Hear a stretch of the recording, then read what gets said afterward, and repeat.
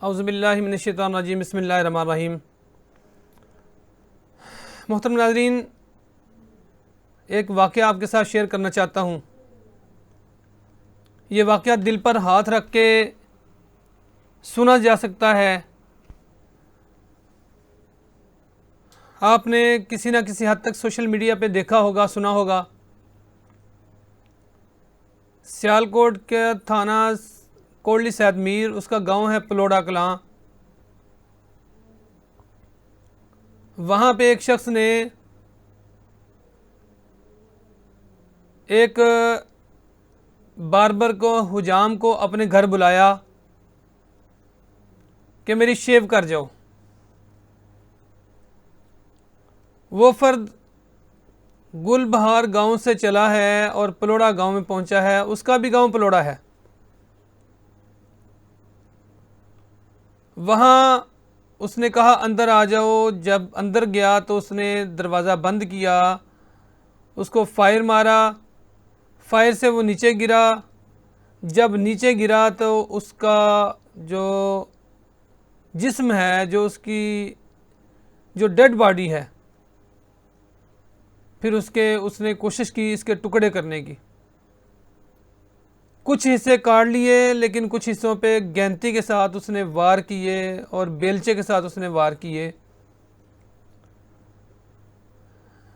پھر بھی اس کا جو من ہے، وہ شاید اس کی جو آگ ہے وہ ٹھنڈی نہیں ہوئی، اور اس نے بالآخر اس کے اوپر پٹرول چھڑکا ہے اور پٹرول چھڑک کے اس کو آگ لگائی ہے۔ ناظرین، وہ جس کو آگ لگائی وہ 5 بہنوں کا اکلوتا بھائی تھا۔ 2 اس کے بچے ہیں، جن میں ایک کی عمر 2 سال ہے اور ایک کی عمر 2 ماہ ہے۔ اس کا بوڑھا باپ پورا دن ملازمت کرتا ہے، سیکیورٹی گارڈ کا کام کرتا ہے، اور وہ 24 گھنٹے ملازمت کے بعد وہ 17,000 روپے کما سکتا ہے۔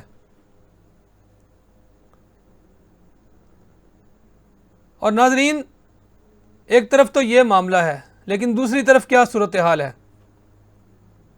جس نے قتل کیا، لوگوں کو اندازہ نہیں تھا کہ یہ اس حد تک یہ حرکت کر رہا ہے۔ گاؤں پریشان تھا کہ آج اس کے گھر سے جل کیا رہا ہے۔ اس کی جو جلنے کی جو بو ہے وہ لوگوں کو آ رہی تھی، لیکن ان کو سمجھ نہیں آ رہی تھی کہ یہاں پہ کیا ہو رہا ہے۔ یہ ہمارے معاشرے کی بے حسی ہے۔ اور ناظرین، تیسری بات کیا ہے کہ اس کے اندر اس کی دیدہ دلیری کیا ہے کہ لوگوں نے اس کا دروازہ کھٹکھٹایا ہے، اسے بلایا ہے، اسے کہا کہ تمہارے گھر میں فرد آیا تھا، کہاں گیا؟ اس نے کہا میں نہیں جانتا۔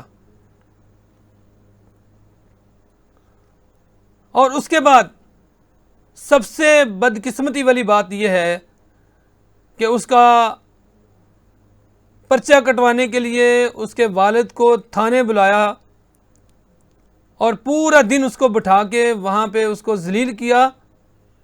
یہ SHO تھانہ کوٹلی سید میر نے ملزم کو، جس نے اقبال جرم کیا، اس کو پکڑ کے حوالات میں بند کیا اور اس کو باقاعدہ طور پہ فراہم کیا اس کو موبائل کہ وہ بات کر سکے۔ جب والد نے کہا یہ موبائل پہ بات کر رہا ہے، انہوں نے کہا کون سا موبائل ہے؟ پھر اس سے موبائل انہوں نے لیا۔ پھر بھی کام ختم نہیں ہوا۔ اس کے بعد اس نے دیکھا کہ وہ والد اس کا بتا رہا تھا وہ 5 وقت کا پرہیزگار نمازی ہے۔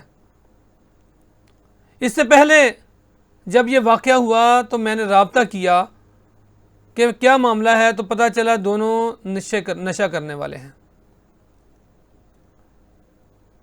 پھر ایک دن کے بعد دوبارہ میں نے وہاں پہ رابطہ کیا تو پتہ چلا کہ وہ جو مقتول ہے وہ تو نشہ نہیں کرتا تھا، وہ حجام کا کام کرتا تھا، اس کا والد نشہ کرتا ہے۔ ناظرین، جب میں خود وہاں پہ پہنچا ہوں اور میرے ساتھ GI یوتھ ضلع سیالکوٹ کے صدر فصیل اسلام صاحب جو ہمارے گروپ لیڈر ہیں وہ بھی ساتھ تھے، زونل صدر GI یوتھ میرے ساتھ تھے، جماعت اسلامی UC پلوڑا کے صدر جو امیر ہیں وہ میرے ساتھ تھے. میرے ساتھ میرے نائب امراء میں سے حافظ شبیر احمد عثمانی اور عرفان یونس بھٹا صاحب میرے ساتھ تھے.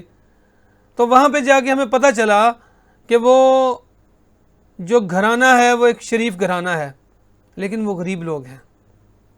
یہ بھی پتہ چلا جو قاتل ہے وہ با اثر ہے، اور یہی وجہ تھی کہ تھانے کے اندر اس کو پروٹوکول ملا، اس نے قتل کا اعتراف کیا، وہ ریوالور باقاعدہ طور پہ اس نے SHO کے پاس جمع کروایا، اس کے باوجود اس کو VIP پروٹوکول مل رہا ہے.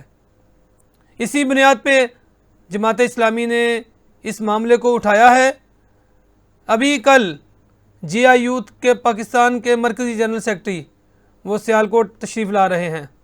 انشاءاللہ تعالی ہم اس کام کو، ہم نے یہ وعدہ کیا ہے، مقتول کے والد سے وعدہ کیا ہے کہ اس کام کو ہم نے لیا ہے اور انشاءاللہ تعالی اس کو منطقی انجام تک پہنچائیں گے.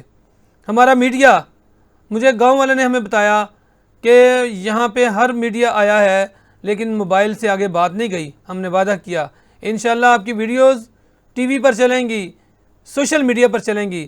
تو ناظرین آئیے ہمارا ساتھ دیں. یہ مظلوم کی آواز ہے، یہ حق کی آواز ہے، یہ ایک ظالم کو کیفر کردار تک پہنچانے کی بات ہے.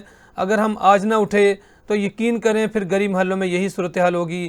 آئیے اپنے مستقبل کو بچانے کے لیے، اپنے گلی محلوں کو محفوظ رکھنے کے لیے، دہشت گردی سے، اس کو بربریت سے، اس کو درندگی سے بچانے کے لیے آئیے ہم اپنا کردار ادا کریں اور اس کا ظالم کو، اس قاتل کو کیفر کردار تک پہنچائیں، خواہ اس کے پیچھے کتنے ہی با اثر لوگ ہوں. بہت شکریہ، جزاک اللہ.